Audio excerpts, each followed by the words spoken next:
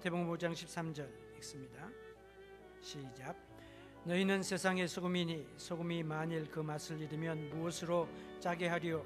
위에는 아무 쓸데없어 다만 밖에 버리워 사람에게 밟힐 뿐이니라. 아멘.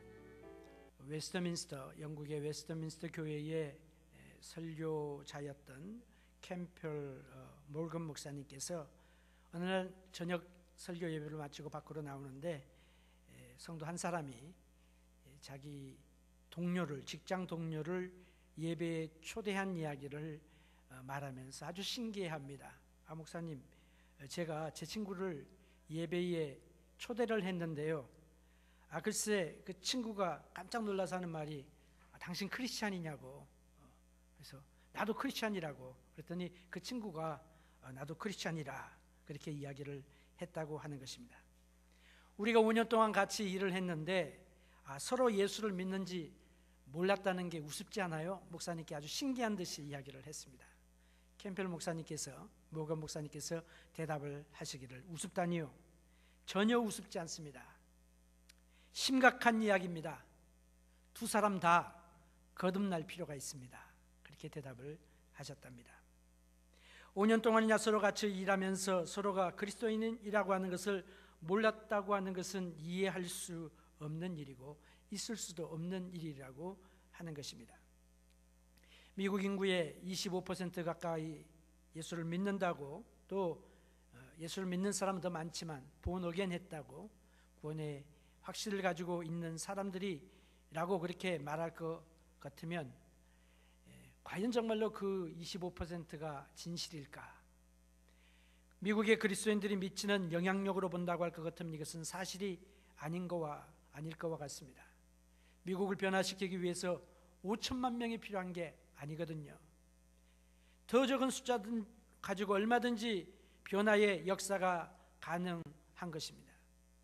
윌리엄 에버슨이라고 하는 사람이 이 사실을 가지고 이렇게 풍자해서 이야기를 했습니다. 만약에 고기 1파운드 고기가 있는데 1파운드 고기에 쿼터 파운드, 4분의 1 파운드 되는 그런 소금을 넣었다고 생각해 보라. 거기에 정말로 짠맛이 나지 않겠느냐? 아마 짜서 먹을 수가 없을 것입니다. 그런데 수많은 사람들이 예수를 믿는다고 하면서 그 영향력과 중생한 사람의 그 삶에 나타나는 그 파급 효과가 어떠냐 하는 그런 질문을 우리에게 던져주고 있습니다.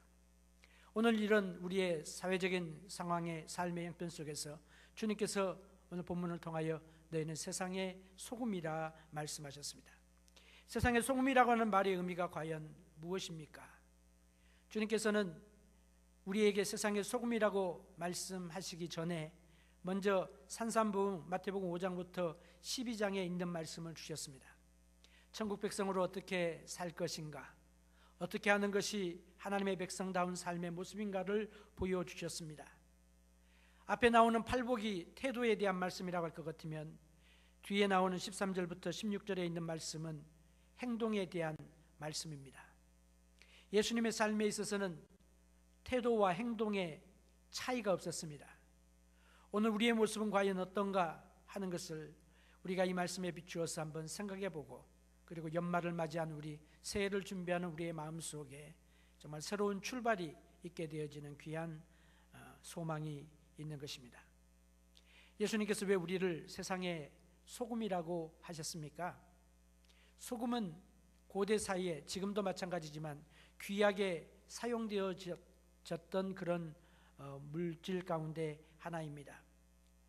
1세기경에 플린이라고 하는 그런 역사학자, 자연주의학자고 작가인 그가 이런 이야기를 했어요. 세상에서 가장 중요한 것이 뭐냐, 가장 귀한 것이 무엇이냐, 그것은 소금과 햇빛이라 그렇게 이야기를 했습니다.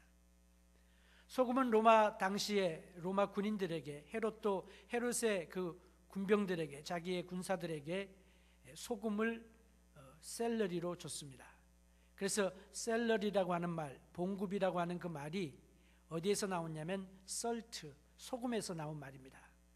그래서 그 병사들의 급료로 지불된 소금을 사기 위한 돈이다, 이것이 그 말의 의미가 되었던 것입니다. 세상에 여러 가지 좋은 것 많이 있잖아요. 너희는 세상의 꿀이다, 세상의 설탕이다, 세상에 또 금이다, 뭐 여러 가지 좋은 말씀들이 우리가 각기 좋아하는 그런 이야기들이 많이 있는데, 예수님께서는 세상의 소금이다라고 말씀을 해 주셨습니다.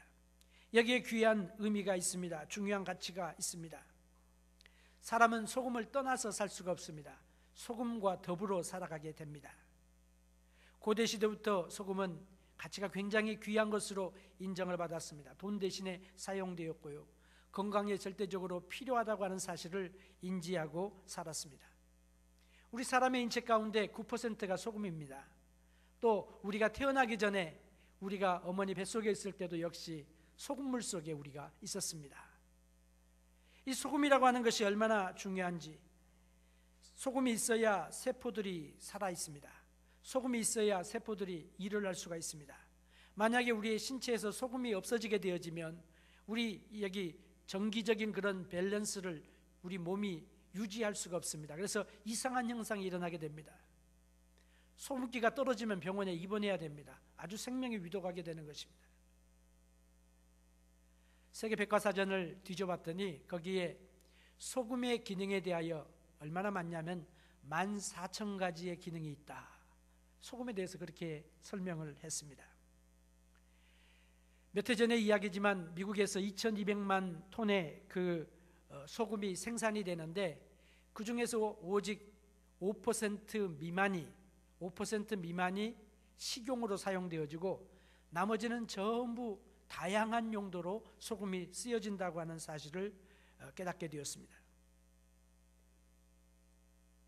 우리가 세상의 소금이라고 하는 그 말씀은 소금이 세상에서 여러 가지 영향력을 미치는 것과 마찬가지로 소금은 영향력을 미칩니다. 그래서 소금이 들어가게 되면 변화가 일어나게 돼 있습니다. 물도 막 움직이고요, 여러 가지 역사들이 일어나게 되는데, 이 소금과 같은 영향력을 이 세상에 살면서 미치는 존재가 바로 성도들이라고 우리들에게 말씀해 주십니다.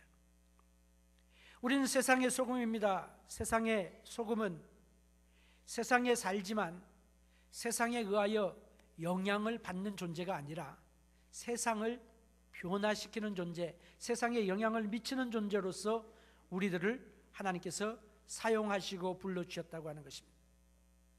소금의 다양한 역할들은 아마 우리의 삶 속에서 세상에 미쳐야 될 그런 영향력이라고 우리가 생각할 수 있겠습니다. 어떤 영향력을 주님께서 염두에 두고 말씀하셨을까요? 소금의 기능을 이야기하면 기능이 워낙 많으니까 우리가 대표적인 것 한두 가지만 이야기할 수밖에 없는 형편입니다만은, 소금의 가장 큰 역할 중에 하나가 아마 방부제의 역할이라고 생각을 합니다. 소금은 썩지 않게 만듭니다. 우리가 성경 말씀을 해석할 때에 그 오래전에 2000년, 3000년, 3500년 전에 기록된 하나님의 말씀을 우리 상황에 바로 그대로 적용해서는 안 되는 그런 경우들이 종종 일어나게 됩니다. 우리가 이 말씀을 들을 때에 이 하나님의 말씀이 당시에 사람들에게 어떤 의미로 들렸을까 하는 것을 생각을 하고, 그 영적인 의미를, 영적인 교훈을 찾아내고 그 영적인 교훈을 우리의 삶에 가져와서 우리의 삶에 비추어 보는, 그래서 그 의미를 깨닫는 그 작업이 우리에게 필요합니다. 옛날 당시에는 우리가 너무나도 잘 아는 것처럼 냉장고가 없었습니다. 지중해의 뜨거운 열이 장렬하는 그런 과정 가운데 쉽게 부패하기 쉬운 그런 환경적인 상황 속에 있었을 것입니다. 음식을 부패하지 않고 오랫동안 보관할 수 있는 방법이 무엇입니까? 그것은 우리 조상들이 이미 깨달아서 그대로 실천해온 것처럼 소금을 사용하는 것입니다.